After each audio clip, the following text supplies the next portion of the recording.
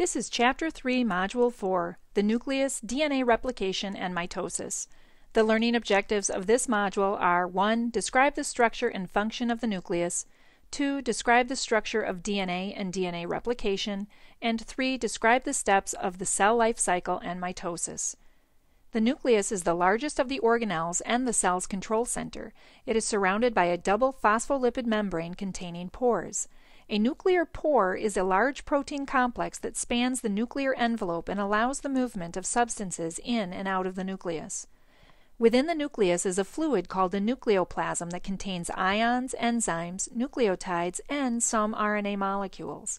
Also found within the nucleus are the nucleoli that synthesize ribosomal RNA and the small and large ribosomal subunits that will be used to produce proteins. The most important substance found within the nucleus is the DNA. DNA contains all the instructions the cell needs to produce the proteins that will keep the cell alive. The DNA is coiled around proteins called histones. Together, the DNA and histones are called nucleosomes. If the DNA is coiled loosely around the histones, then the cell is at rest, and the DNA is not visible under a microscope. The DNA in this stage is called chromatin and looks like thin strands of thread. If the DNA is coiled tightly around the histones, then the cell is preparing to divide, and the DNA can clearly be seen under a microscope. The DNA in this stage is called chromosomes.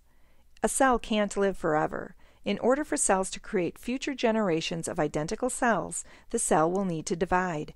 Cell division includes a process called mitosis, in which the DNA replicates to form two identical sets of DNA. The cells in the body have a certain lifespan. Some cells have very short lives, like the red blood cell that only lives for 120 days. Some cells have much longer lives, such as the white blood cells that can live up to 20 years. A cell that has a nucleus and centrioles has the ability to divide and thus produce two new cells that are identical to itself.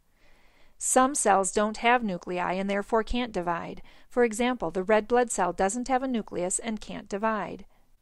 Some cells don't have centrioles and can't divide. For example, the neuron is a nerve cell and it doesn't have centrioles, so it can't divide. But a cell that has a nucleus and centrioles has the ability to divide. Most of a cell's life is spent in a non-dividing state. This state is called interphase. In interphase, the cell does its normal everyday activities. It produces proteins, and it performs its specialized functions, whatever that may be, such as producing hormones, or mucus, or maybe phagocytosis activities. Also in this phase of the cell's life, the organelles duplicate, producing double the number of organelles. As these new proteins and organelles are duplicated, the cell begins to grow in size to accommodate these additional molecules. And towards the middle to the end of interphase, the DNA within the nucleus replicates, so that the cell now has two sets of identical DNA. During DNA replication, enzymes called helicases unwind the DNA strands, and another enzyme called DNA polymerase binds to each strand. DNA polymerase attracts DNA nucleotides from the surrounding nucleoplasm to bind to their complementary nucleotide on the DNA strands. One strand of DNA is copied continuously as DNA polymerase works in one direction by sliding down the DNA molecule, pulling in nucleotides as it does so. The other strand of DNA is more difficult to copy because it must be copied backwards. Sections of DNA are copied at a time, and then an enzyme called a ligase piece together the sections of DNA. The nucleotides are then linked together by covalent bonds. At the end of DNA replication, two identical DNA molecules are formed, each carrying an original nucleic acid as well as a nucleic acid that was formed during DNA replication. During interphase, the chromosomes of the DNA are loosely coiled around the histone proteins, and they are called chromatin. But when mitosis begins, the DNA coiled tightly before replicating. These tightly coiled chromosomes and their copies connect together at their center, called the centromere, and the chromosomes are now called sister chromatids. The structure of the chromatid and its copy connected together is called the kinetochore. Now the chromatids will undergo a process to divide the nucleus into two nuclei that each have the same number of identical chromosomes. This process is called mitosis. Mitosis will undergo 4 different phases, and very specific things will occur in each of the phases. The 4 phases are Prophase, Metaphase, Anaphase, and Telophase. To better describe Prophase and Anaphase, the early and late stage of each will be described. Prophase is the first step that occurs before the kinetochore structures have been created. In early prophase, the centrioles and their copy, remember they replicated in interphase, begin to move to opposite ends of the nucleus, and the microtubules from the centrosome begin to form spindle fibers connecting the two pairs of centrioles together. In late prophase, the centrioles have moved to the complete opposite ends of the cell, and the spindle fibers have formed into a large spindle apparatus that looks like the shape of a football and contains spindle fibers extending from one centriole pair to the other at the opposite end of the cell. These spindle fibers act as a net, and the kinetochore get trapped in the spindle fibers so they can't move around. The nuclear envelope disappears in late prophase as well as does the nucleoli. The next phase of mitosis is metaphase. In this phase, the spindle fibers begin to pull on the kinetochore. The spindle fibers pull with equal force toward the centriole pairs at the opposite ends of the cell. This pulling will align the kinetochore in the center of the spindle apparatus, and thus in the center of the cell. These chromosomes are now lined up in a line across the central plane of the cell that is called the metaphase plate. The next phase is called anaphase. Like prophase, anaphase has an early and a late phase.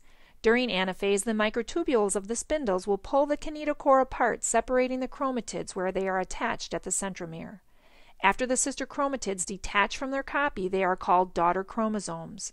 In early anaphase, the daughter chromosomes are closer to the metaphase plate, and in late anaphase, the daughter chromosomes have traveled further to the opposite ends of the cell and are grouped near the centriole pairs. At the end of anaphase, one set of daughter chromosomes group together near one end of the cell, near one pair of centrioles, and their copies will group near the other pair of centrioles at the opposite side of the cell. The next stage is telophase. During telophase, the nuclear membranes reform around the two groups of chromosomes near the centrioles at the opposite ends of the cell. The chromosomes begin to uncoil and prepare to enter their resting phase once again. The nucleoli reappear, and now the cell has two complete nuclei.